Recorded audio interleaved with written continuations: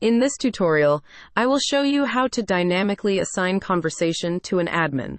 In this flow right here, I'm asking if a user will be interested in participating in our upcoming audition.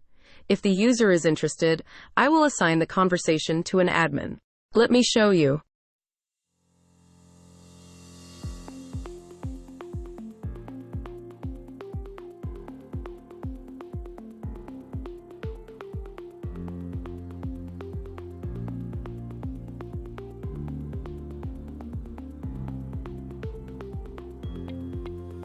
The conversation has been assigned to an admin. Here we come to the end of this tutorial. Thank you for watching.